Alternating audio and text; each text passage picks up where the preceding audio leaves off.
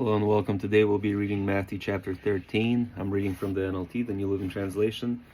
So this chapter is a little bit longer. Some of the stuff in here you're not really going to understand right off the bat. I know at least I did not when I first read it, years ago. But thankfully, as we read through this chapter, a lot of this is going to get answered, right? Just like the rest of the Bible. Sometimes I'll have questions and I don't know the answer to. I'll keep on reading, and I keep on reading, and sometimes it's the following chapter, sometimes it's the following book, sometimes it's many books later that the answer jumps out at me. All right, so I'm not going to pause on this one as much and kind of explain some things, but yeah, anyways, without further ado, let's go ahead and dive in. So Matthew chapter 13.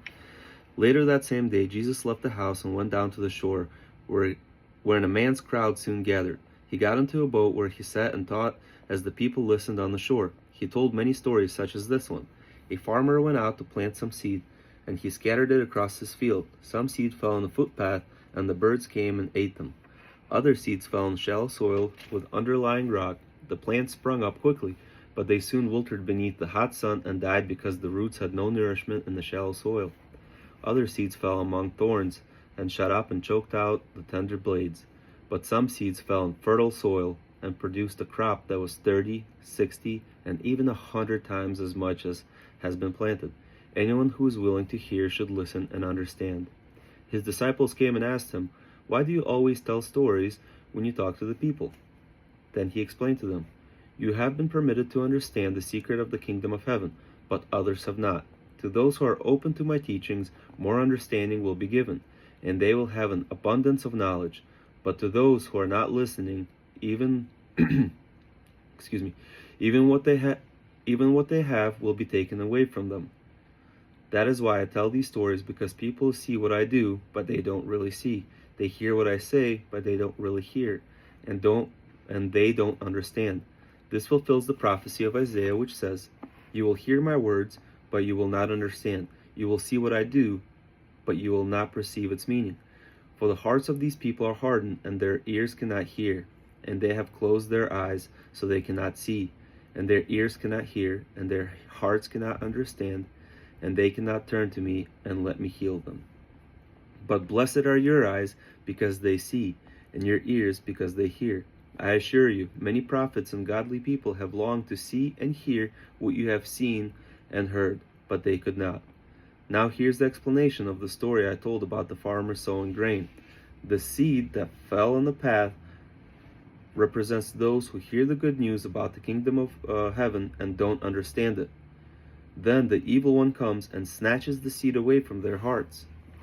The rocky soil represents those who hear the message and receive it with joy, but like young plants in such soil, their roots don't go very deep. At first they get along fine, but they wilt as soon as they have problems or are persecuted because they believe in the word. The thorny ground represents those who hear and accept the good news, but all too quickly the message is crowded out by the cares of the life and lure of wealth, so no crop is produced. The good soil represents the hearts of those who truly accept God's message and produce a huge harvest, 30, 60, or even 100 times as much as had been planted." Again, I'm kind of going to iterate on that, right?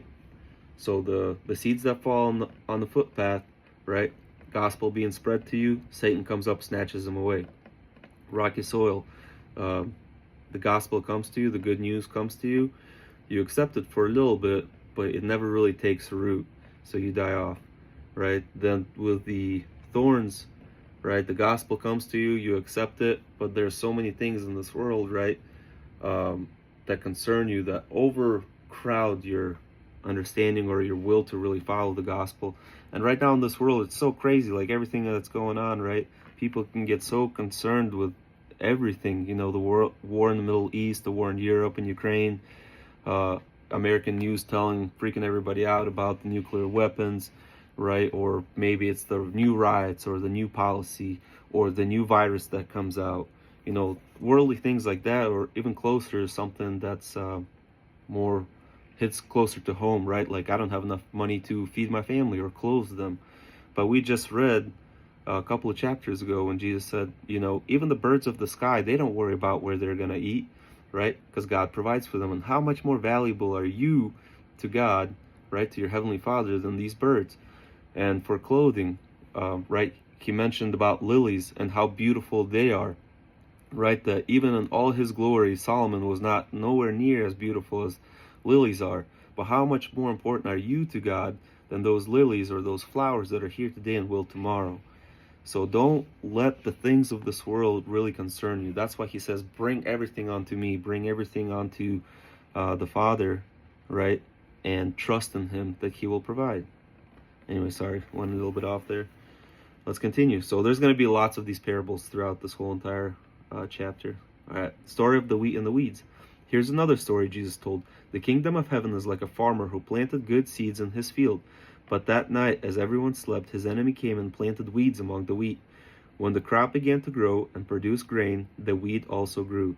The farmer's servants came and told him, "Sir, the field where you planted the good seed is full of weeds." "An enemy has done it," the farmer exclaimed. "Shall we pull out the weeds?" they asked. He replied, "No, you'll herd the wheat if you do. Let both grow together until the harvest. Then I will tell the harvesters to sort out the weeds and burn them to put the wheat in the barn." Illustration of the mustard seed. Here's another illustration Jesus used. The kingdom of heaven is like a mustard seed planted in the field. It is the smallest of all seeds, but it became the largest of garden plants and grows into a tree where birds can come and find shelter on its branches. Illustration of the yeast. Jesus also used this illustration. The kingdom of heaven is like yeast used by a woman making bread. Even though she used a large amount of flour, the yeast permeated every part of the dough. Jesus always used stories and illustrations like these when speaking to the crowds. In fact, he never spoke to them without using such parables. This fulfilled the prophecy that said, "I will speak to you in parables. I will explain mysteries hidden since the creation of the world." Now, the explanation again. The wheat and the weeds explained. Then, leaving the crowd outside, Jesus went into the house. His disciples said, "Please explain the story of the weeds in the field." "All right," he said. "I, the Son of Man, am the farmer who plants the good seed." Right? The gospel and the kingdom of heaven coming. The field is the world, and the good seed represents the people of the kingdom. The weeds are the people who belong to the evil one. The enemy who planted the weeds among the wheat is the devil. The harvest is the end of the world, and the harvesters are the angels. Just as the weeds are separated out and burned, so will be in the end of the world. I, the Son of Man, will send my angels, and they will remove from my kingdom everything that causes sin and all who do evil. And they will throw them into the furnace and burn them. There will be weeping and gnashing of teeth. Then the godly will shine like the sun in their Father's kingdom. Anyone who is willing to hear should listen and understand. Illustration of the hidden treasures. The kingdom of heaven is like a treasure that a man discovered hidden in a field. In his excitement, he hid it again and sold everything he owned to get enough money to buy the field and to get the treasure too. Right? So this man was willing to sell everything he owned just to get the treasure, which is the word. Again, the kingdom of heaven is like a pearl merchant on the lookout for a choice pearl. When he discovered a pearl of great value, he sold everything he owned and bought it. Illustration of the fishing net. Again, the kingdom of heaven is like a fishing net that is thrown into the water and gathers fish of every kind. When the net is full, they drag it up onto the shore, sit down, and sort the good fish into crates and throw the bad ones away. This is the way it will be at the end of the world. The angels will come and separate the wicked people from the godly, throwing the wicked into the fire. There will be weeping and gnashing of teeth. Do you understand? Yes, they said, we do. Then he added, every teacher of religious law who has become a disciple of kingdom of heaven is like a person who brings out the storehouse, the new teachings as well as the old. Jesus rejected at Nazareth. When Jesus had finished telling these stories, he left that part of the country. He returned to Nazareth, his hometown. That's why, he's referred to Jesus Christ as Nazarene. When he taught there in the synagogues, everybody was astonished and said, where does he get his wisdom and his miracles? He's just a carpenter's son, and we know Mary, his mother, and his brothers, James, Joseph, Simon, and Judas. All his sisters live right here among us. What makes him so great? And they were deeply offended and refused to believe in him. Then Jesus told them, "A prophet is honored everywhere except in his own hometown and among his own family." And so he did only a few miracles there because of their unbelief. And that is so true. And there's the little subsection here, and I'm going to read it to you guys because I think it's so true, right?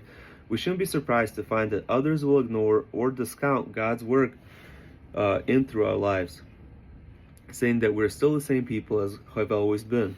They don't listen to us because they are too close to who we were and are not able to see who we have become through God's grace. As we share what God has done in our lives with those who are familiar with our sinful past, it may take some time to convince them of our sincerity, right? And that is, so true, right? Jesus tries to go back to the town where he's known. He's rejected there because people knew him. He grew up. Same thing once you decide to turn your life to Christ and turn your life to God, right? The hardest to discuss these type of things with is people that are the closest to, people that you grew up with, right? Family, your friends, and stuff. And that's because they knew you. So when you were partying and drinking and doing drugs and doing whatever else, living in sexual sin, and I can continue about all the sinful natures, but right. So when people knew you like that, and now all of a sudden you're over here trying to be all goody good and following Jesus and trying to spread his word, they're gonna be like, who does this guy think he is, or who does this girl think she is, right? I know exactly what you are. I know exactly what you've been, and they're gonna reject you, unfortunately, right? And it's gonna have to take a lot of time and a lot of proving them that you have changed through God's grace. And unfortunately, that is the reality of it. But anyways, hopefully you guys enjoyed. Hopefully you got something out of it. As always, I love you. God bless you and your families, and I'll see you in chapter 14.